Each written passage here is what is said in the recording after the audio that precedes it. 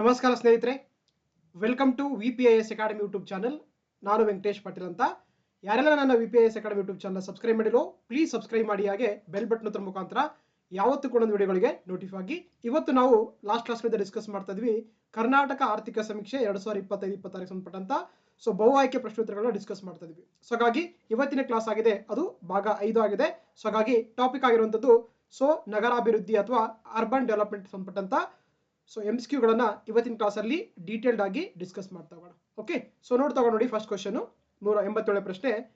ಈ ಕೆಳಗಿನವುಗಳಲ್ಲಿ ಯಾವ ಹೇಳಿಕೆಯು ತಪ್ಪಾಗಿದೆ ಅಂತ ಕೊಟ್ಟಿದ್ದಾರೆ. ಅಂದ್ರೆ which of the following statements are incorrect ಅಂತ ಕೇಳ್ತಾರೆ. ನೋಡ್ತಾ ಹೋಗೋಣ. ಫಸ್ಟ್ ಸ್ಟೇಟ್ಮೆಂಟ್, ಕರ್ನಾಟಕವು 38.67% ನಗರ ಜನಸಂಖ್ಯೆಯನ್ನು ಹೊಂದಿರುವ ಅತಿ ಹೆಚ್ಚು ಜನಸಂಖ್ಯೆ ಹೊಂದಿರುವಂತಹ ರಾಜ್ಯವಾಗಿದೆ ಕೊಟ್ಟಿದ್ದಾರೆ. ಅಂದ್ರೆ Karnataka is the most populated state in the state with 38.67% of the urban population ಕೊಟ್ಟಿದ್ದಾರೆ. ನೋಡ್ತಾ ಹೋಗೋಣ. ಎರಡನೇ ಹೇಳಿಕೆ, ಬೆಂಗಳೂರು ಹೆಚ್ಚು ನಗರೀಕರಣಗೊಂಡ ಜಿಲ್ಲೆಯಾಗಿದೆ ಅಂತ ಕೊಟ್ಟಿದ್ದಾರೆ. Bengaluru being the most urbanised district ಅಂತ ಕೊಟ್ಟಿದ್ದಾರೆ. ಮೂರನೇ ಸ್ಟೇಟ್ಮೆಂಟು, ಸಿ ಸ್ಟೇಟ್ಮೆಂಟು, ಕೊಡಗು ಅತ್ಯಂತ ಕಡಿಮೆ ನಗರೀಕರಣಗೊಂಡಂತ ಜಿಲ್ಲೆಯಾಗಿದೆ ಅಂತ ಕೊಟ್ಟಿದ್ದಾರೆ. ಅಂದ್ರೆ Kodagu is the least urbanised district ಅಂತ ಕೊಟ್ಟಿದ್ದಾರೆ. ಅದೇ ರೀತಿ ಡಿ ಆಪ್ಷನ್, ಉತ್ತರ ಕನ್ನಡ, ರಾಯಚೂರು ಮತ್ತು ಕೊಡಗು ಜಿಲ್ಲೆಗಳು ನಿಧಾನಗತಿಯ ನಗರೀಕರಣವನ್ನ ದಾಖಲಿಸುವಂತೆ ಕೊಟ್ಟಿದ್ದಾರೆ. ಸೊ ಹಾಗಾದ್ರೆ ಈ ಕೊಟ್ಟಂತ 4 ಹೇಳಿಕೆಗಳಲ್ಲಿ ಯಾವ ತಪ್ಪಾಗಿದೆ ಅಂತ ನೋಡಿ.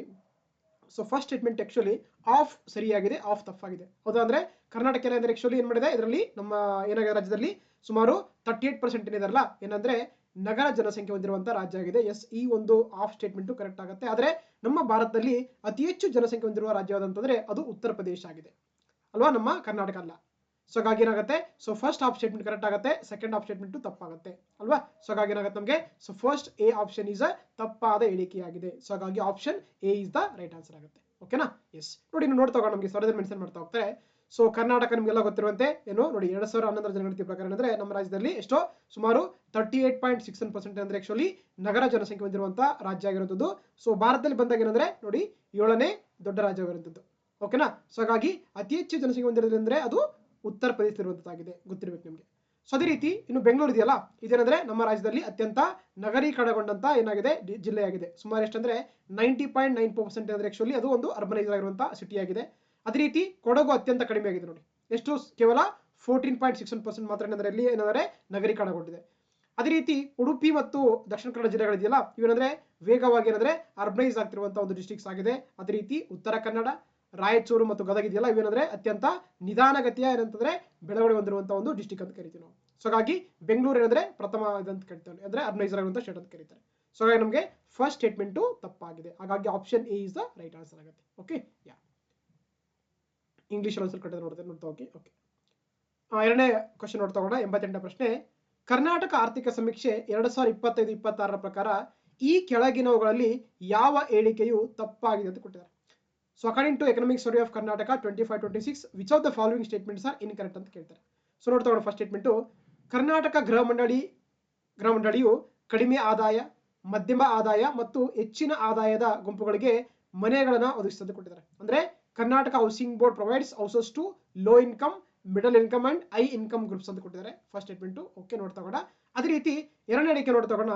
ಕರ್ನಾಟಕ ಕೊಳೆಗೇರಿ ಅಭಿವೃದ್ಧಿ ಮಂಡಳಿಯು ಕೊಳೆಗೇರಿಗಳ ಸುಧಾರಣೆ ಮತ್ತು ಕೊಳೆಗೇರಿ ನಿವಾಸಿಗಳ ಪುನರ್ವಸತಿಯ ಜವಾಬ್ದಾರಿಯನ್ನ ಹೊಂದಿದೆ ಅಂತ ಕೊಟ್ಟಿದ್ದಾರೆ. ಅಂದ್ರೆ the Karnataka slum development board is responsible for the improvement of the slums and resettlement of the slum dwellers ಅಂತ ಕೊಟ್ಟಿದ್ದಾರೆ. ಎಸ್, ಇದು ಕೂಡ ಏನಾಗಿದೆ, ಸರಿಯಾಗಿದೆ. ಫಸ್ಟ್ ಕೂಡ ಸರಿಯಾಗಿದೆ, ಅದೇ ರೀತಿ ಎರಡನೇ ಕೂಡ ಸರಿಯಾಗಿದೆ. ಮೂರನೇ ನೋಡ್ತಾ ಹೋಗೋಣ. ವಾಜಪೇಯಿ ನಗರ ನಿವೇಶನ ಯೋಜನೆಯು ಸಮಾಜದ ಆರ್ಥಿಕವಾಗಿ ದುರ್ಬಲ ವರ್ಗಗಳಿಗೆ ನಗರ ಪ್ರದೇಶಗಳಲ್ಲಿ ನಿವೇಶನವಿಲ್ಲದ ಕುಟುಂಬಗಳಿಗೆ ಮೀಸಲಾಗಿದೆ ಅಂತ ಕೊಟ್ಟಿದ್ದಾರೆ. ಅಂದ್ರೆ the Vajpayee urban site scheme is for the economically weaker section of the society, less families in urban ಏನಂದ್ರೆ ಅರ್ಬನ್ ಏರಿಯಾಸ್ ಅಂತ ಕೊಟ್ಟಿದ್ದಾರೆ. ಸೊ ಹಾಗಾಗಿ ಇದು ಕೂಡ ಸರಿಯಾಗಿದೆ. ಅದೇ ರೀತಿ ಡಿ ಸ್ಟೇಟ್ಮೆಂಟ್ ನೋಡಿ, ವಾಜಪೇಯಿ ವಸತಿ ನಿಗಮ ನಿಯಮಿತವು ವಸತಿ ಯೋಜನೆಗಳ ಅನುಷ್ಠಾನ ಸಂಸ್ಥೆ ಅಂತ ಕೊಟ್ಟಿದ್ದಾರೆ. ಅಂದ್ರೆ Vajpayee housing corporation is limited is the implementing the agency of the housing scheme ಅಂತ ಕೊಟ್ಟಿದ್ದಾರೆ. ನೋಡಿ ನಮ್ಮ ರಾಜ್ಯದಲ್ಲಿ ಏನಾದ್ರೆ ಒಂದು ನಿಗಮ ಮಾಡ್ತಾ ಹೋಗುತ್ತೆ, ಯಾವ್ದು ರಾಜೀವ್ ಗಾಂಧಿ ವಸತಿ, ಯಾವ್ದಿದೆ ಅದು ರಾಜೀವ್ ಗಾಂಧಿ ವಸತಿ ನಿಗಮ ನಿಯಮಿತಿದೆ. ಹಾಗಾಗಿ ಅದು ವಾಜಪೇಯಿ ಅಂತಲ್ಲ. ಸೊ ಹಾಗಾಗಿ ಏನಾಗುತ್ತೆ ನಮಗೆ ಆಪ್ಷನ್ ಡಿ ಇದೆಯಲ್ಲ, ಇದು ತಪ್ಪಾಗಿದೆ. ಓಕೆನಾ? ಹಾಗಾಗಿ ಆಪ್ಷನ್ ಡಿ ತಪ್ಪಾದ ಹೇಳಿಕೆಯಾಗಿದೆ ಇಲ್ಲಿ ಕೊಟ್ಟಂತ ಸ್ಟೇಟ್ಮೆಂಟ್ ಅಲ್ಲಿ. ನೋಡ್ತಾ ಹೋಗೋಣ. ನೋಡಿ, ಸೊ ಏನು ನಮಗೆ ಈ ಕರ್ನಾಟಕ ಹೌಸಿಂಗ್ ಬೋರ್ಡ್ ಇದೆಯಲ್ಲ, ಇದೇನ್ ಮಾಡುತ್ತೆ ವಿಶೇಷವಾಗಿ ನಮ್ಮ ರಾಜ್ಯದಲ್ಲಿ ಯಾರೆಲ್ಲ ಕಡಿಮೆ ಆದಾಯ, ಮಧ್ಯಮ ಆದಾಯ ಮತ್ತು ಹೆಚ್ಚಿನ ಆದಾಯ ಪಡೆಯುತ್ತಿದ್ದಾರೆ ಅವರಿಗೆ ಏನಾದ್ರೆ ಆಕ್ಚುಲಿ ಮಾಡ್ತಾರೆ ವಸತಿಗಳನ್ನ ಪೂರೈಸುವುದು ಈ ಒಂದು ಹೌಸಿಂಗ್ ಬೋರ್ಡ್ ನ ಮುಖ್ಯ ಉದ್ದೇಶವಾಗಿದೆ.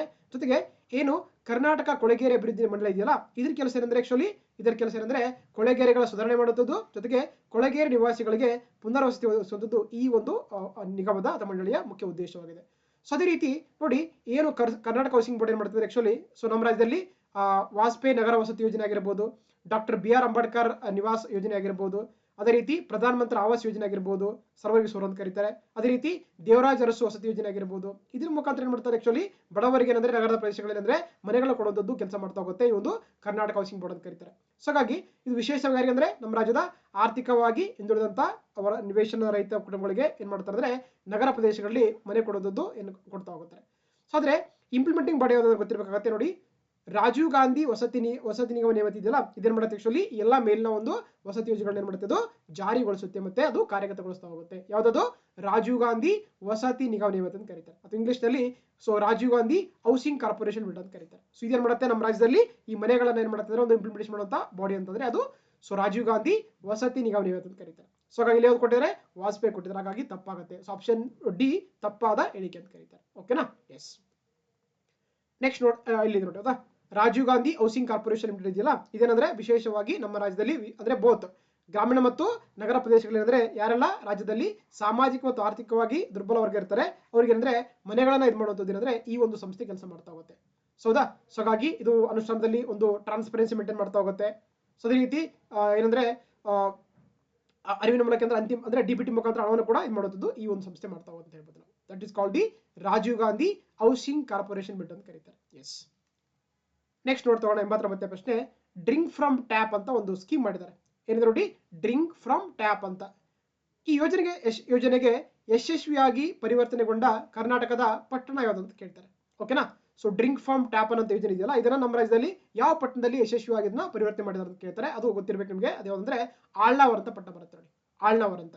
ಸೊ ಹಾಗಾಗಿ ಆಪ್ಷನ್ ಬಿ ಸರಿಯಾಗುತ್ತೆ. ನೋಡಿ ನಮಗೆ ಸರ್ವೇದಲ್ಲಿ ಮೆನ್ಷನ್ ಮಾಡ್ತಾ ಹೋಗ್ತಾರೆ ಹೌದಾ. So drink from tap 24x7 ಅಂದ್ರೆ ಇದೊಂದು ಏನಾಗಿದೆ ನಿರಂತರ ನೀರು ಸರಬರಾಜು ಅಂತ ಕರೀತಾರೆ. ಇದೇನಂದ್ರೆ ಒಂದು ಕಂಟಿನ್ಯೂಸ್ ಆಗಿರುವಂತಹ ವಾಟರ್ ಸಪ್ಲೈ ಸ್ಕೀಮ್ ಅಂತ ಕರಿತಾ ಹೋಗ್ತೀವಿ. ಇದೆಲ್ಲಿ ಮಾಡಿದ್ರೆ ಅಂದ್ರೆ ಇದನ್ನ ಆಳ್ನಾವರ್ ಪಟ್ಟಣದಲ್ಲಿ ಮಾಡ್ತಾ ಹೋಗ್ತಾರೆ. ಯಾವ್ದ್ರ ಮುಖಾಂತರ ಮಾಡಿರೋದನ್ನ ಕರ್ನಾಟಕ ಸಣ್ಣ ಪಟ್ಟಣಗಳ ಜಲ ಸುಧಾರಣೆಗೆ ಮಾದರಿ ಯೋಜನೆಗೆ ಮಾಡ್ತಾ ಹೋಗ್ತಾರೆ. ನೋಡಿ ಇದೇನಂದ್ರೆ ಧಾರವಾಡ ಜಿಲ್ಲೆಯ ಆಳ್ನಾವರ್ ಪಟ್ಟಣದಲ್ಲಿ ಅಂದ್ರೆ ಒಂದು ಮಧ್ಯಂತರ ಮತ್ತು ಅಸಮರ್ಪಕ ನೀರಿನ ಸರಬರಾಜು ವ್ಯವಸ್ಥೆ ಕೂಡಿರುತ್ತೆ. ಸೊ ಅದಕ್ಕೆ ಏನ್ ಮಾಡ್ತಾರೆ ಆಕ್ಚುಲಿ ಸೊ 24x7 ಅಂದ್ರೆ ಒಂದು ಡ್ರಿಂಕ್ ಫ್ರಮ್ ಟ್ಯಾಪ್ ಅಂತ ಏನ್ ಮಾಡ್ತಾರೆ ಮಾದರಿ ಯಶಸ್ವಿಯಾಗಿ ಮಾಡಿರುವಂತಾಗಿದೆ. ಎಲ್ಲಿ ಅದು ಧಾರವಾಡ ಜಿಲ್ಲೆಯ ಆಳ್ನಾವರದಲ್ಲಿ. ಓಕೆನಾ? ಸೊ ಎದ್ರಲ್ಲಿ ಮಾಡಿದ್ರೆ ಇದನ್ನ ಸೊ ಸಣ್ಣ ಪಟ್ಟಣಗಳ ಜಲ ಸುಧಾರಣೆಗೆ ಸ್ಕೇಲೆಬಲ್ ಮಾದರಿಯಲ್ಲಿ ಇದನ್ನ ಪರಿಗಣಿಸಿ ಏನ್ ಮಾಡಿದ್ರೆ ಅಂದ್ರೆ ಇದು ಕರ್ನಾಟಕದ ಮೊದಲ ಸಣ್ಣ ಪಟ್ಟಣ ಎಂಬಾಗಲೇ ಕೂಡ ಈ ಒಂದು ಆಳ್ನಾವರ್ ಏನಾಗಿದೆ ಸೊ ಪಾತ್ರ ಅಂತ ಹೇಳ್ತೀವಿ ನಾವು. ಓಕೆನಾ? ಸೊ ಹಾಗಾಗಿ ಗೊತ್ತಿರಬೇಕಾಗುತ್ತೆ. So option so B is a right answer ಆಗುತ್ತೆ. Okay, yes. ನೆಕ್ಸ್ಟ್ ನೋಡ್ತಾ 90ನೇ ಪ್ರಶ್ನೆ, ಸ್ವಚ್ಛ ಭಾರತ್ ಅಭಿಯಾನ್ ಗೊತ್ತಲ್ವಾ, ಸ್ವಚ್ಛ ಭಾರತ್ ಮಿಷನ್ ಅಂತ ಕೂಡ ಕರಿತೀವಿ ನಾವು. ಸ್ವಚ್ಛ ಭಾರತ್ ಅಭಿಯಾನಕ್ಕೆ ಸಂಬಂಧಪಟ್ಟಂತೆ ಈ ಕೆಳಗಿನವುಗಳಲ್ಲಿ ಯಾವ ಹೇಳಿಕೆಯು ತಪ್ಪಾಗಿದೆ ಅಂತ ಕೊಟ್ಟಿದ್ದಾರೆ. So which of the following statements are incorrect regarding the Swachh Bharat mission ಅಂತ ಕೇಳ್ತಾರೆ. ನೋಡ್ತಾ ಫಸ್ಟ್ ಸ್ಟೇಟ್ಮೆಂಟ್ ಅಕ್ಟೋಬರ್ 2014 ಪ್ರಾರಂಭಿಸಿದೆ ಅಂತ ಕೊಟ್ಟಿದ್ದಾರೆ. ಹೌದು, ಆಕ್ಚುಲಿ ಏನು ಈ ಸ್ವಚ್ಛ ಭಾರತ್ ಮಿಷನ್ ಇದೆಯಲ್ಲ ಇದೇನ್ ಮಾಡ್ತಾ ಅಂದ್ರೆ ಗಾಂಧಿ ಜಯಂತಿಗೆ ಏನಂದ್ರೆ ಆಕ್ಚುಲಿ ಅವಾಗ ಅಕ್ಟೋಬರ್ 2014 ಈ ಒಂದು ಸ್ಕೀಮ್ ಅನ್ನು ಲಾಂಚ್ ಮಾಡ್ತಾ ಹೋಗ್ತಾರೆ. ಸೊ ಹಾಗಾಗಿ ಫಸ್ಟ್ ಸ್ಟೇಟ್ಮೆಂಟ್ ಸರಿಯಾಗಿದೆ. ಎರಡನೇದು ಬಯಲು ಮಲ ವಿಸರ್ಜನೆಯನ್ನ ನಿರ್ಮೂಲನೆ ಮಾಡುವಂಥದ್ದು ಮತ್ತು ಘನ ತ್ಯಾಜ್ಯದ ವೈಜ್ಞಾನಿಕ ನಿರ್ವಹಣೆಯನ್ನ ಖಚಿತಪಡಿಸಿಕೊಳ್ಳುವಂಥದ್ದು ಈ ಯೋಜನೆಯ ಮುಖ್ಯ ಉದ್ದೇಶ ಅಂತ ಕೊಟ್ಟಿದ್ದಾರೆ. ಹೌದು, ಅಂದ್ರೆ the main objective is to the elimination open defecation and to ensure scientific management of the solid waste ಅಂತಿದೆ. ಎಸ್, ಹಾಗಾಗಿ ಎರಡನೇ ಹೇಳಿಕೆ ಕೂಡ ಸರಿಯಾಗಿದೆ. ಮೂರನೇ ನೋಡ್ತಗೋಣ, ಇದು ನಗರ ಪ್ರದೇಶಕ್ಕೆ ಮಾತ್ರ ಅನ್ವಯಿಸುತ್ತೆ ಅಂತ ಕೊಟ್ಟಿದ್ದಾರೆ, ಗ್ರಾಮೀಣ ಕಲ ಅಂತ ಕೊಟ್ಟಿದ್ದಾರೆ. ನೋಡಿ ಆಕ್ಚುಲಿ ಅಂದ್ರೆ ಎರಡು ಸ್ಕೀಮ್ ಮಾಡಿದ್ರು ಹೌದಾ. ಸ್ವಚ್ಛ ಭಾರತ್ ಮಿಷನ್ ಅಂತ ಮಾಡಿ ಏನ್ ಮಾಡಿದ್ದಾರೆ, ಒಂದು ರೂರಲ್ ಮಾಡಿದರೆ ಇನ್ನೊಂದು ಅರ್ಬನ್ ಮಾಡಿದ್ದಾರೆ. ಅಂದ್ರೆ ಇದು ಗ್ರಾಮೀಣ ಪ್ರದೇಶ ಕೂಡ ಬರ್ತಾ ಹೋಗುತ್ತೆ, ಅದೇ ರೀತಿ ನಗರ ಪ್ರದೇಶ ಕೂಡ ಸಪರೇಟ್ ಆಗಿ ಮಾಡ್ತಾ ಹೋಗ್ತಾರೆ.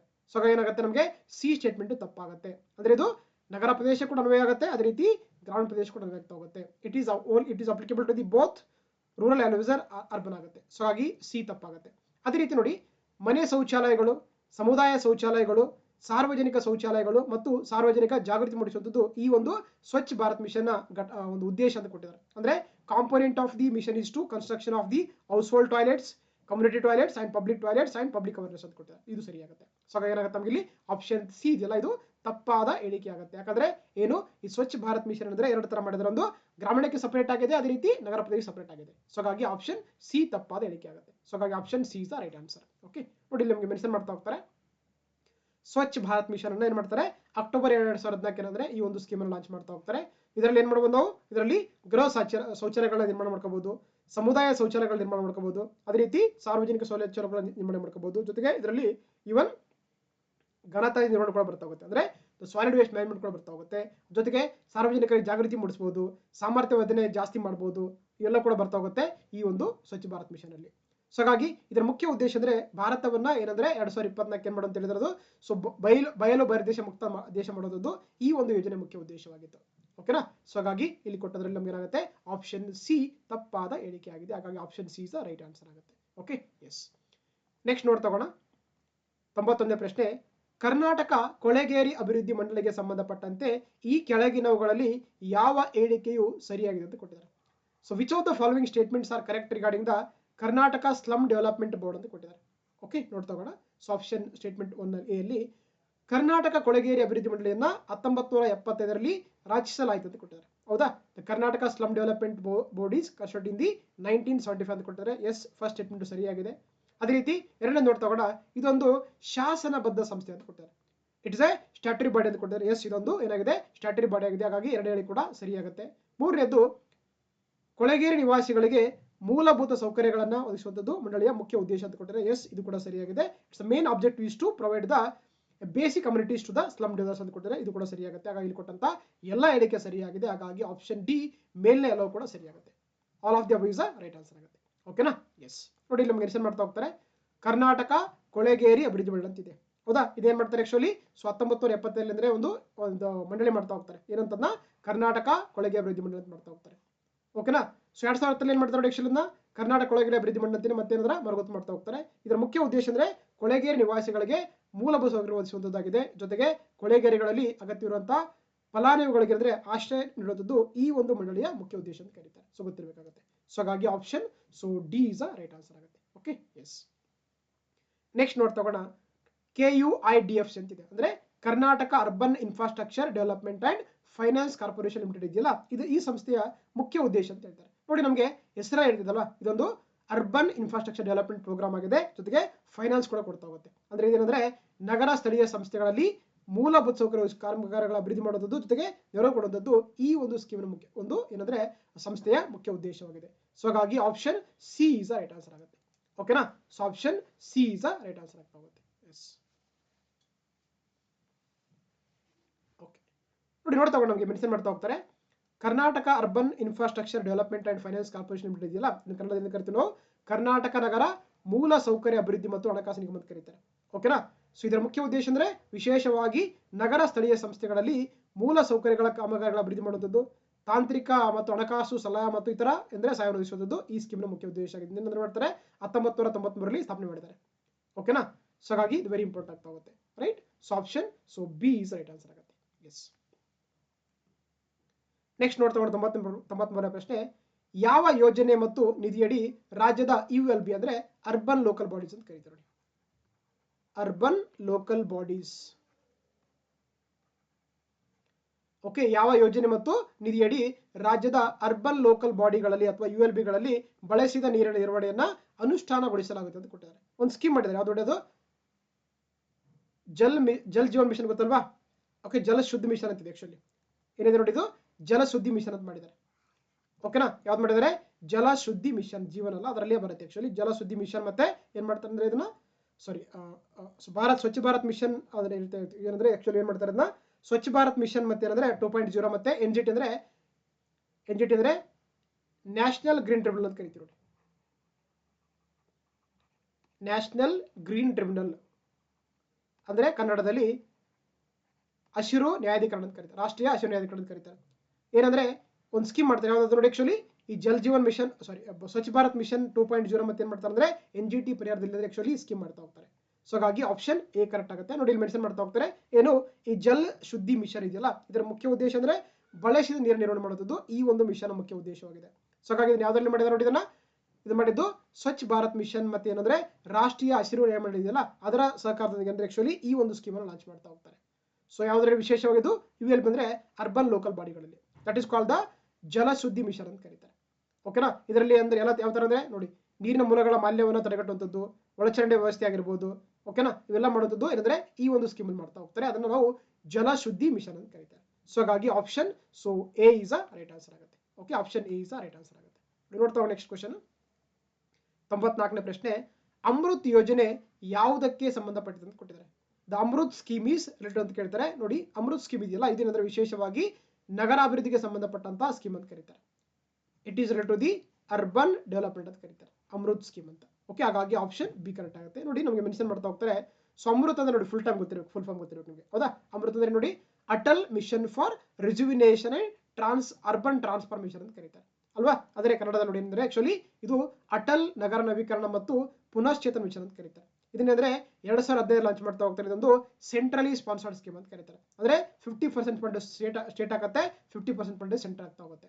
ಓಕೆನಾ. ಇದೇನಂದ್ರೆ 1 ಲಕ್ಷ ಮತ್ತು ಅದಕ್ಕಿಂತ ಹೆಚ್ಚಿನ ಜನಸಂಖ್ಯೆ ಹೊಂದಿರುವಂತಹ ರಾಜ್ಯದ ಸುಮಾರು 27 ನಗರಗಳಲ್ಲಿ ಆಯ್ಕೆ ಮಾಡಿಕೊಂಡು ಇದು ಮಾಡುತ್ತದೆ. ಅಂದ್ರೆ ಅಲ್ಲಿ ಟೋಟಲ್ ಆಗಿ ಮೂಲ ಸೌಕರ್ಯ ಕೊಡುವಂಥದ್ದು ಈ ಒಂದು ಸ್ಕೀಮ್ ಮುಖ್ಯ ಉದ್ದೇಶವಾಗಿದೆ. ಅಲ್ಲಿ ಅವರಿಗೆ ನೀರು ಸರಬರಾಜು ಆಗಿರ್ಬೋದು, ಒಳಚರಂಡಿ ವ್ಯವಸ್ಥೆ ಮಾಡೋದೆಲ್ಲ ಕೂಡ ಮಾಡುವಂಥದ್ದು ಏನಂದ್ರೆ ಈ ಒಂದರಲ್ಲಿ ಮಾಡ್ತಾ ಹೋಗ್ತಾರೆ. ಓಕೆನಾ. ಪ್ರೆಸೆಂಟ್ ಏನಾದ್ರೆ ನೋಡಿ ಆಕ್ಚುಲಿ ಅಮೃತ್ 2.0 ಪ್ರೆಸೆಂಟ್ ಆಗಿ ರನ್ ಆಗ್ತಾ ಇದೆ ಅಂತ ಹೇಳ್ಬೋದು ನಾವು. ಯಾವಾಗಲಿಂದ 2022ರಿಂದ 2026 ಅಂತ ಹೇಳ್ತೀವಿ. ಓಕೆನಾ. ಎಸ್, ಸೊ ಇಂಗ್ಲಿಷ್ ಆನ್ಸರ್ ಕೊಟ್ಟಿದ್ದಾರೆ ನೋಡಿ, that is called the Amrut mission ಅಂತ ಕರೀತಾರೆ. ಓಕೆ, ಸೊ ಹಾಗಾಗಿ option B is right answer ಆಗುತ್ತೆ. ನೆಕ್ಸ್ಟ್ ನೋಡ್ತಾ ಹೋಗೋಣ. ಇನ್ನೊಂದು ನೋಡಿ ಆಕ್ಚುಲಿ ಅಂದ್ರೆ Atal mission for the rejuvenation and urban transformation ಕರೀತಾರೆ. ಅದೇ ಅದರಲ್ಲಿ ಒಂದು ಸ್ಕೀಮ್ ಮಾಡ್ತಾ ಹೋಗ್ತಾರೆ, ಅದನ್ನ ಜಲಸುಭದ್ರ ಅಂತ ಮಾಡಿದ್ದಾರೆ ನೋಡಿ. ಏನು ಜಲಸುಭದ್ರ ಅಂದ್ರೆ ಎಲ್ಲ ಮನೆಗಳಿಗೆ ನೀರಿನಲ್ಲಿ ಸಂಪರ್ಕಿಸುವಂಥದ್ದು ಈ ಒಂದು ಸ್ಕೀಮ್ ಮಿಷನ್ ಅಂತ ಕರೀತಾರೆ. It's a part of the Jal Jeevan mission ಕೂಡ ಕರಿತೀವಿ ನಾವು. ಜಲ್ ಜೀವನ್ ಮಿಷನ್ ಕರೀತಾರೆ, ಗೊತ್ತಿರಬೇಕಾಗುತ್ತೆ. S, okay. ನೆಕ್ಸ್ಟ್ ನೋಡ್ತಾ ಹೋಗೋಣ. ನೋಡಿ, ಇನ್ನೊಂದು ತಂತ್ರಜ್ಞಾನ ಬಳಸ್ತಾರೆ ಆಕ್ಚುಲಿ. ಏನು ಅಮೃತ್ ಯೋಜನೆ ಇದೆಯಲ್ಲ, ಅಲ್ಲಿ ಒಂದು ತಂತ್ರಜ್ಞಾನ ಬಳಸ್ತಾರೆ. ಯಾವ್ದು ನೋಡಿದ್ದು ಪೈಟೋರಿಡ್ ತಂತ್ರಜ್ಞಾನ ಅಂತ ಕರೀತಾರೆ. ವೆರಿ ಇಂಪಾರ್ಟೆಂಟ್, ಒಂದು ಕಡೆ ನೋಡ್ಕೊಳ್ಳಿ, ಹೌದಾ. ಏನ್ ಮಾಡಿದಾರೆ ಆಕ್ಚುಲಿ ಯೂಸ್ ಮಾಡ್ಕೊಂಡು ಇಲ್ಲಿ ಹುಬ್ಬಳ್ಳಿ ನಗರದ ಏನಂದ್ರೆ ತೋಳ್ಳೆಕೆರೆಯಲ್ಲಿ ಆಕ್ಚುಲಿ ಮಾಡಿದಾರೆ ಅಂದ್ರೆ ಒಂದು ಕೆರೆಯ ಮರುಪೂರ್ಣ ಮಾಡಿದ್ದಾರೆ. So this is very important technology. Once you have to see go through the Google ನೋಡ್ಕೊಂಡು ಹೋಗಿ ಚೆಕ್ ಮಾಡ್ಕೊಳ್ಳಿ. That is called the phytorid technology ಅಂತ ಕರೀತಾರೆ. S, okay. ನೆಕ್ಸ್ಟ್ ನೋಡ್ತಾ ಹೋಗೋಣ 95ನೇ ಪ್ರಶ್ನೆ. ಅಮೃತ ಮಿತ್ರ ಯೋಜನೆಯಡಿ ಉದ್ಯಾನಗಳ ನಿರ್ವಹಣೆ ಮತ್ತು ನೀರಿನ ಗುಣಮಟ್ಟ ಪರೀಕ್ಷೆಯಂತ ಚಟುವಟಿಕೆಗಳಲ್ಲಿ ಯಾರನ್ನ ತೊಡಗಿಸಿಕೊಳ್ಳುವುದು ಸರ್ಕಾರದ ಮುಖ್ಯ ಉದ್ದೇಶ ಅಂತ ಕೊಟ್ಟಿದ್ದಾರೆ. ಓಕೆ, ಒಂದು ಸ್ಕೀಮ್ ಮಾಡ್ತಾರೆ, ಯಾವುದಂದ್ರೆ ಅಮೃತ್ ಮಿತ್ರ ಯೋಜನೆ ಅಂತ ಕರೀತಾರೆ ಅಲ್ವಾ. ಇದರಲ್ಲಿ ವಿಶೇಷವಾಗಿ ಏನು ಗಾರ್ಡನ್ಸ್ ಇರುತ್ತಲ್ವಾ, ಪಾರ್ಕ್ಸ್, ಉದ್ಯಾನವನಗಳಾಗಿರ್ಬೋದು, ಮತ್ತೆ ನೀರಿನ ಗುಣಮಟ್ಟ ಪರೀಕ್ಷೆಗೆ ಅಂದ್ರೆ ಒಂದು ಟ್ರೈನ್ ಮಾಡ್ತೀವಿ ಅಂತ ಹೇಳ್ತಾರೆ. ಹಾಗಾದ್ರೆ ಯಾರಿಗೆ ಕೊಡುವಂಥದ್ದು ಅಂತ ಕೇಳಿದ್ರೆ ಅಂದ್ರೆ ಅದು ಅಭ್ಯರ್ಥಿ ಯಾರಿಗೆ ಇರುತ್ತೆ. So that is called the ಮಹಿಳಾ ಸ್ವಸಹಾಯ ಗುಂಪುಗಳಿಗೆ ಅಂತ ಕರಿತೀವಿ. ಅಂದ್ರೆ ಏನು ಸೆಲ್ಫ್ ಹೆಲ್ಪ್ ಗ್ರೂಪ್ ಇರುವಂತಹ ಮಕ್ಕಳಲ್ಲ, ಅವ್ರಿಗೆ ಏನ್ ಮಾಡ್ತಾರೆ ಆಕ್ಚುಲಿ ಟ್ರೈನ್ ಮಾಡ್ತಾ ಹೋಗ್ತಾರೆ, ವಿಶೇಷವಾಗಿ ನೀರಿನ ಗುಣಮಟ್ಟವನ್ನ ಪರೀಕ್ಷೆ ಮಾಡೋದಕ್ಕೆ, ಜೊತೆಗೆ ಉದ್ಯಾನಗಳು ನಿರ್ಮಾಣ ಮಾಡಬೇಕು ಅಂತ ಹೇಳ್ತೀವಿ. ಸೊ ಹಾಗಾಗಿ ಆಪ್ಷನ್ ಬಿ ಕರೆಕ್ಟ್ ಆಗ್ತಾ ಹೋಗುತ್ತೆ. ನೋಡಿ, ನಮಗೆ ಮೆನ್ಷನ್ ಮಾಡ್ತಾ ಹೋಗ್ತಾರೆ ಸರ್ವೇದಲ್ಲಿ ಅಮೃತ್ ಮಿತ್ರ ಅಂತ ಕರೀತಾರೆ. ಅಂದ್ರೆ ರಾಜ್ಯದ ಉದ್ಯಾನಗಳು, ಗಾರ್ಡನ್ಸ್ಗಳು ಅಥವಾ ಪಾರ್ಕ್ಸ್ ಅಂತ ಏನು ಕರಿತೀವಿ, ಜೊತೆಗೆ ಆಟದ ಮೈದಾನಗಳ ನಿರ್ವಹಣೆ, ನೀರಿನ ಗುಣಮಟ್ಟ ಪರೀಕ್ಷೆ, ನೀರು ಶುದ್ಧೀಕರಣ, ಸಂಸ್ಕರಣಾ ಘಟಕಗಳು, ಮತ್ತೆ ತ್ಯಾಜ್ಯ ನೀರು ನಿರ್ವಹಣಾ ಘಟಕಗಳು, ಪಂಪ್ ಹೌಸ್ಗಳ ಸುತ್ತಲಿನ ಉದ್ಯಾನಗಳ ನಿರ್ವಹಣೆಯಲ್ಲಿ ಏನಂದ್ರೆ ಅವ್ರಿಗೆ ಏನ್ ಮಾಡ್ತಾರೆ, ವಿಶೇಷವಾಗಿ ಏನು ಈ ಮಹಿಳಾ ಸ್ವಸಹಾಯ ಗುಂಪುಗಳಿಗೆ ಅಂದ್ರೆ ಒಂದು ಏನ್ ಮಾಡ್ತಾರೆ ಅಂದ್ರೆ ಅವ್ರಿಗೆ ಟ್ರೈನ್ ಮಾಡ್ತಾ ಹೋಗ್ತಾರೆ. ಅವರಿಗೆ ಒಂದು ಕೌಶಲ ಅಭಿವೃದ್ಧಿ ಕೊಡೋದು ಈ ಒಂದು ಅಮೃತ್ ಮಿತ್ರ ಯೋಜನೆಯ ಮುಖ್ಯ ಉದ್ದೇಶ ಅಂತ ಕರೀತಾರೆ. ಸೊ ಹಾಗಾಗಿ ಆಪ್ಷನ್ ಸೊ ಬಿ ಕರೆಕ್ಟ್ ಆಗುತ್ತೆ. ಅದು ಸೆಲ್ಫ್ ಹೆಲ್ಪ್ ಗ್ರೂಪ್ ನ ಮಹಿಳೆಯರಿಗೆ ಅಂತ ಹೇಳ್ತೀವಿ. ಎಸ್, ನೆಕ್ಸ್ಟ್ ನೋಡ್ತಾ 96ರ ಪ್ರಶ್ನೆ.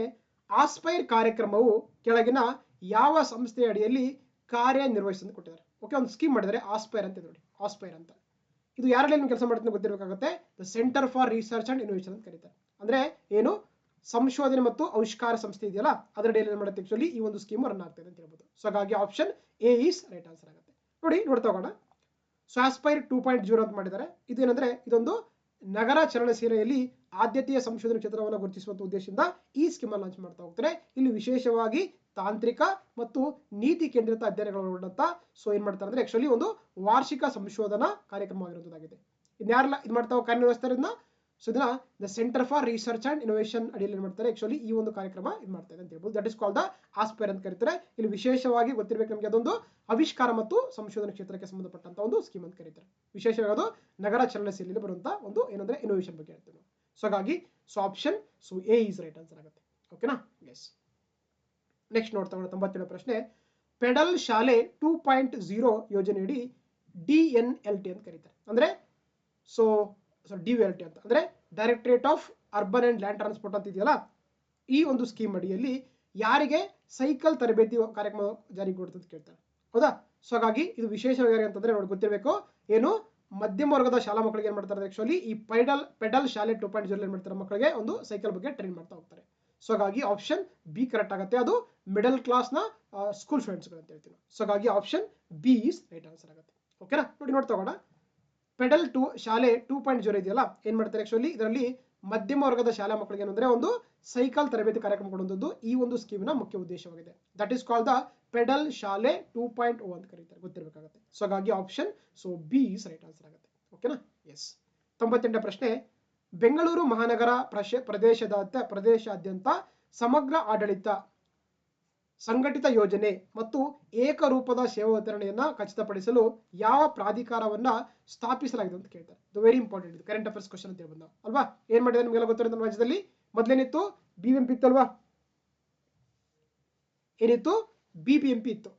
ಅದೇನ್ ಮಾಡಿದ್ದಾರೆ ರೀಸೆಂಟ್ ಆಗಿ ಅದೇನ್ ಮಾಡಿದ್ದಾರೆ ರಿಮೂವ್ ಮಾಡ್ಕೊಂಡು ಈಗ GB ಅಂತ ಮಾಡಿದ್ದಾರೆ. ಏನದು ಗ್ರೇಟರ್ ಬೆಂಗಳೂರು ಪ್ರಾಧಿಕಾರ ಅಂತ ಮಾಡಿದ್ದಾರೆ, ಹೌದಾ. ಸೊ ಗ್ರೇಟರ್ ಬೆಂಗಳೂರು ಅಥಾರಿಟಿ ಅಂತ ಮಾಡಿದ್ದಾರೆ. So that is called the GB ಅಂತ ಕರೀತಾರೆ. ಸೊ ಹಾಗಾಗಿ ಆಪ್ಷನ್ ಬಿ ಕರೆಕ್ಟ್ ಆಗುತ್ತೆ. ನೋಡಿ ನಮ್ಗೆ ಇದಕ್ಕಿಂತ ಮುಂಚೆ ಏನಿತ್ತು ನಮ್ಮ ರಾಜ್ಯದಲ್ಲಿ, ನಮ್ಮ ಬೆಂಗಳೂರು ಸಿಟಿ ಅಂತಂದ್ರೆ BBMP ಅಂತ ಇತ್ತು, ಬೃಹತ್ ಬೆಂಗಳೂರು ಮಹಾನಗರ ಪಾಲಿಕೆ ಅಂತ ಇತ್ತು. ಅದೇನ್ ಮಾಡಿದ್ರೆ ರೀಸೆಂಟ್ ಆಗಿ ಮಾಡ್ಕೊಂಡು ಸೊ ಗ್ರೇಟರ್ ಬೆಂಗಳೂರು ಪ್ರಾಧಿಕಾರ ಅಂತ ಮಾಡಿದ್ದಾರೆ, ಅಂದ್ರೆ ಸೊ ಗ್ರೇಟರ್ ಬೆಂಗಳೂರು ಅಥಾರಿಟಿ ಅಂತ ಮಾಡಿದ್ದಾರೆ. ಓಕೆ, ಇದರ ಉದ್ದೇಶ ಅಂದ್ರೆ ಬೆಂಗಳೂರು ಮಹಾನಗರ ಪ್ರದೇಶ ಅಂತ ಸಮಗ್ರ ಮಹಾನಗರ ಆಡಳಿತ ಮಾಡುವಂಥದ್ದು, ಸಂಘಟಿತ ಯೋಜನೆ ಮತ್ತು ಏಕರೂಪದ ಸೇವಾ ವಿತರಣೆ ಮಾಡುವಂಥದ್ದು ಈ ಒಂದು ಪ್ರಾಧಿಕಾರದ ಮುಖ್ಯ ಉದ್ದೇಶವಾಗಿದೆ. ಓಕೆನಾ. ಸೊ ಹಾಗಾಗಿ ಏನು ಈ ಪ್ರಾಧಿಕಾರ ಇದೆಯಲ್ಲ, ಇದರಲ್ಲಿ ಏನ್ ಮಾಡಿದ್ದಾರೆ ಆಕ್ಚುಲಿ 5 ಮಹಾನಗರ ಪಾಲಿಕೆಗಳನ್ನ ಏನ್ ಮಾಡಿದ್ರೆ ಪ್ರಾಥಮಿಕ ನಗರ ಸ್ಥಳೀಯ ಸಂಸ್ಥೆಗಳಾಗಿ ಕಾರ್ಯನಿರ್ವಹಣೆ ಮಾಡ್ತಾ ಇರ್ತೈತೆ. ಯಾವ್ದು ನೋಡಿ, ಸೊ ಇದರಲ್ಲಿ ನಮಗೆ ಸೆಂಟ್ರಲ್ ನಾರ್ತ್ ಸಿಟಿ ಕಾರ್ಪೊರೇಷನ್ ಬರುತ್ತೆ. ಅದೇ ರೀತಿ so Bengaluru north city corporation ಬರುತ್ತೆ, ಬೆಂಗಳೂರು ವೆಸ್ಟ್ ಸಿಟಿ ಕಾರ್ಪೊರೇಷನ್ ಬರುತ್ತೆ, ಬೆಂಗಳೂರು ಸೆಂಟ್ರಲ್ ಸಿಟಿ ಕಾರ್ಪೊರೇಷನ್ ಬರುತ್ತೆ, ಅದೇ ರೀತಿ ಬೆಂಗಳೂರು ಈಸ್ಟ್ ಸಿಟಿ ಕಾರ್ಪೊರೇಷನ್ ಬರುತ್ತೆ, ಅದೇ ರೀತಿ ಬೆಂಗಳೂರು ಸೌತ್ ಸಿಟಿ ಕಾರ್ಪೊರೇಷನ್ ಬರ್ತಾ ಹೋಗುತ್ತೆ. ಸೊ ಏನಿರೋದು 5 ಇದರಲ್ಲಿ ಅಡಿ ಕೆಲಸ ಮಾಡ್ತಾ ಹೋಗುತ್ತೆ. ಅದನ್ನು ನಾವು ಗ್ರೇಟರ್ ಬೆಂಗಳೂರು ಅಥಾರಿಟಿ ಅಂತ ಕರೀತಾರೆ. ಓಕೆ, ಸೊ ಹಾಗಾಗಿ option so A is right, B is right answer ಆಗುತ್ತೆ. ಓಕೆ, ನೆಕ್ಸ್ಟ್ ನೋಡ್ತಾ 99ನೇ ಪ್ರಶ್ನೆ, ಈ ಕೆಳಗಿನವುಗಳಲ್ಲಿ ಯಾವ ಹೇಳಿಕೆಯು ರಾಜ್ಯ ನಗರ ಸಾರಿಗೆ ನಿಧಿಗೆ ಸಂಬಂಧಪಟ್ಟಿದೆ ಅಂತ ಕೇಳ್ತಾರೆ. Which of the following statements are correct regarding the state urban transport fund ಅಂತ ಕೇಳ್ತಾರೆ. ಓಕೆನಾ, ನೋಡ್ತಗೋಣ. ಸೊ ಈ ನಿಧಿಯನ್ನ ಅಂದ್ರೆ ರಾಜ್ಯ ನಗರ ಸಾರಿಗೆ ನಿಧಿ ಇದೆಯಲ್ಲ, ಇದನ್ನ ಏನ್ ಮಾಡ್ತಾರೆ ಅಂದ್ರೆ 2010ರಲ್ಲಿ ಸ್ಥಾಪನೆ ಮಾಡ್ತಾರೆ ಅಂತ ಹೇಳಿದ್ರೆ ಎಸ್, ಹೌದಾ. This fund was set up in the 2010 ಅಂತಿದೆ. ಸೊ ಹಾಗಾಗಿ ಫಸ್ಟ್ ಹೇಳಿಕೆ ಸರಿಯಾಗಿದೆ. ಎರಡನೇ ನೋಡಿ, ಈ ನಿಧಿಯನ್ನ ಪ್ರಾಥಮಿಕವಾಗಿ ಮೋಟಾರು ವಾಹನ ತೆರಿಗೆಯ ಮೇಲೆ 1% ತೆರಿಗೆ ಸೆಸ್ ಮುದಿಸುವ ಮುಖಾಂತರ ಏನಂದ್ರೆ ಸಂಗ್ರಹ ಮಾಡ್ತಾರೆ ಅಂತ ಹೇಳ್ತಾರೆ. ಅಂದ್ರೆ the fund is primarily mobilised through levy of the 1% cess on motor vehicle tax ಅಂತಿದೆ. ಎಸ್, ಎರಡನೇ ಕೂಡ ಸರಿಯಾಗುತ್ತೆ. ಅದೇ ರೀತಿ ಈ ನಿಧಿಯನ್ನ ಪ್ರಾಥಮಿಕವಾಗಿ ಆಸ್ತಿ ತೆರಿಗೆಯ ಮೇಲೆ 2% ಸೆಸ್ ವಿಧಿಸುವ ಮೂಲಕ ಸಂಗ್ರಹಿಸಿಕೊಂಡಿದ್ದಾರೆ. ಅಂದ್ರೆ the fund is primarily mobilised through levy of the 2% cess on property tax ಅಂತ ಕೊಟ್ಟಿದ್ದಾರೆ. ಇದು ಕೂಡ ಸರಿಯಾಗುತ್ತೆ. ಸೊ ಹಾಗಾಗಿ ಇಲ್ಲಿ ಕೊಟ್ಟಂತ ಎಲ್ಲ ಹೇಳಿಕೆ ಸರಿಯಾಗಿದೆ. ಹಾಗಾಗಿ ಆಪ್ಷನ್ ಡಿ ಮೇಲೆಲ್ಲವೂ ಕೂಡ ಸರಿಯಾಗುತ್ತೆ. Option D all of the above is right answer ಆಗುತ್ತೆ. ನೋಡಿ ನಮಗೆ ಮೆನ್ಷನ್ ಮಾಡ್ತಾ ಹೋಗ್ತಾರೆ ಸರ್ವೇದಲ್ಲಿ ರಾಜ್ಯ ನಗರ ಸಾರಿಗೆ ಅಂತ ಕರೀತಾರೆ. ಇದನ್ನ 2010 ಸೆಟಪ್ ಮಾಡ್ತಾ ಹೋಗ್ತಾರೆ. ಸೊ ಏನಂದ್ರೆ ನೋಡಿ ಇಲ್ಲಿ ಏನ್ ಮಾಡ್ತಾರೆ, ಮೋಟರ್ ವಾಹನ ತೆರಿಗೆ ಮೇಲೆ ಅಂದ್ರೆ 1% ಸೆಸ್ ತಗೊಳ್ತಾರೆ, ಜೊತೆಗೆ ಆಸ್ತಿ ತೆರಿಗೆ ಮಾಡ್ತಾರೆ ಅಂದ್ರೆ 2% ಸೆಸ್ ತಗೊಂಡು ಈ ಫಂಡ್ ಅನ್ನ ಕ್ರಿಯೇಟ್ ಮಾಡಿದ್ದಾರೆ, ಗೊತ್ತಿರಬೇಕಾಗುತ್ತೆ. So that is called the ರಾಜ್ಯ ನಗರ ಸಾರಿಗೆ ನಿಧಿ ಅಂತ ಕರೀತಾರೆ. ಓಕೆನಾ, ಎಸ್. ನೆಕ್ಸ್ಟ್ ನೋಡ್ತಾ 9ನೇ ಪ್ರಶ್ನೆ, ಮುಖ್ಯಮಂತ್ರಿ ಅಮೃತ್ ನಗರೋತ್ಥಾನ ಯೋಜನೆಯ ಮುಖ್ಯ ಉದ್ದೇಶಗಳು ಅಂತ ಕೇಳ್ತಾರೆ. What are the objective of the chief minister Amrit Nagarotthana scheme ಅಂತ ಕೇಳ್ತಾರೆ. ನೋಡ್ತಗೋಣ. ರಸ್ತೆ ಅಭಿವೃದ್ಧಿ, ಎಸ್ ಹೌದು. ಅದೇ ರೀತಿ ಸಮುದಾಯ ಮತ್ತು ಸಾರ್ವಜನಿಕ ಶೌಚಾಲಯಗಳಂತಿದೆ, ಎಸ್ ಹೌದು. ಮೂರನೇದ್ದು ಆಧುನಿಕ ಬಸ್ ನಿಲ್ದಾಣ ಮತ್ತು ಮಾರುಕಟ್ಟೆ ಸಂಕೀರ್ಣ ಅಂತಿದೆ, ಎಸ್ ಹೌದು. ಹಾಗಾಗಿ ಇಲ್ಲಿ ಕೊಟ್ಟಂತ ಎಲ್ಲವೂ ಕೂಡ ಏನಾಗಿದೆ ಆಕ್ಚುಲಿ ಮುಖ್ಯಮಂತ್ರಿ ಅಮೃತ್ ನಗರೋತ್ಥಾನದ ಯೋಜನೆಯ ಮುಖ್ಯ ಉದ್ದೇಶವಾಗಿದೆ. ಹಾಗಾಗಿ all of the above is the right answer ಆಗುತ್ತೆ. ಆಪ್ಷನ್ ಡಿ ಕರೆಕ್ಟ್ ಆಗುತ್ತೆ. ನೋಡಿ ನಮಗೆ ಮೆನ್ಷನ್ ಮಾಡ್ತಾ ಹೋಗ್ತಾರೆ, ಮುಖ್ಯಮಂತ್ರಿ ಅಮೃತ ನಗರೋತ್ಥಾನ ಏನಂದ್ರೆ ಪ್ರೆಸೆಂಟ್ ಆಗಿ 4th ಒಂದು ಸ್ಟೇಜ್ ನಡೆದಿದೆ, ಹೌದಾ. ಇದರಲ್ಲಿ ಏನ್ ಮಾಡ್ತಾರೆ ನೋಡಿ, ಕುಡಿಯುವ ನೀರು ಸರ್ವೇಜ್ ಮಾಡ್ತಾ ಹೋಗ್ತಾರೆ, ರಸ್ತೆ ಸುಧಾರಣೆ ಮಾಡ್ತಾ ಹೋಗ್ತಾರೆ, ರಸ್ತೆ ಬದಿಯ ಚರಂಡಿಗಳ ವ್ಯವಸ್ಥೆ ಮಾಡ್ತಾ ಹೋಗ್ತಾರೆ, ಪಾದಚಾರಿ ಮಾರ್ಗ ಮತ್ತು ಸಂಚಾರಿ ನಿರ್ವಹಣೆ ಮೇಂಟೈನ್ ಮಾಡ್ತಾ ಹೋಗ್ತಾರೆ, ಮಳೆ ನೀರು ಚರಂಡಿಗಳು ಇದು ಮಾಡ್ತಾ ಹೋಗ್ತಾರೆ, ಕಚೇರಿ ಕಟ್ಟಡಗಳ ಸುಧಾರಣೆ ಮಾಡ್ತಾ ಹೋಗ್ತಾರೆ, ಮತ್ತು ನಿರ್ಮಾಣ ಸಮುದಾಯ ಹಾಗೂ ಸಾರ್ವಜನಿಕ ಯೋಜನೆಗಳು ಕೂಡ ಕೊಡ್ತಾ ಹೋಗ್ತಾರೆ ಅಂತ ಹೇಳ್ಬೋದು. ದಟ್ ಇಸ್ ಕಾಲ್ಡ್ ದ ಮುಖ್ಯಮಂತ್ರಿ ನಗರ ಅಮೃತ್ ಅಮೃತ್ ನಗರೋತ್ಥಾನ ಅಂತ ಕರೀತಾರೆ, ಸ್ಕೀಮ್ ಅಂತ ಕರೀತಾರೆ. ಸೊ ಹಾಗಾಗಿ option so D is correct ಆಗುತ್ತೆ. Okay, yes. ನೆಕ್ಸ್ಟ್ ನೋಡ್ತಾ 101ನೇ ಪ್ರಶ್ನೆ, 15ನೇ ಹಣಕಾಸು ಆಯೋಗದ ಅಧ್ಯಕ್ಷರು ಅಂತ ಕೇಳ್ತಾರೆ. Who is the 15th finance commission chairman ಅಂತ ಕೇಳ್ತಾರೆ. ಅದು ಯಾರಂದ್ರೆ NK ಸಿಂಗ್ ಅಂತ ಕರಿತೀವಿ. ಸೊ ನಂದ್ ಕಿಶೋರ್ ಸಿಂಗ್ ಅಂತ.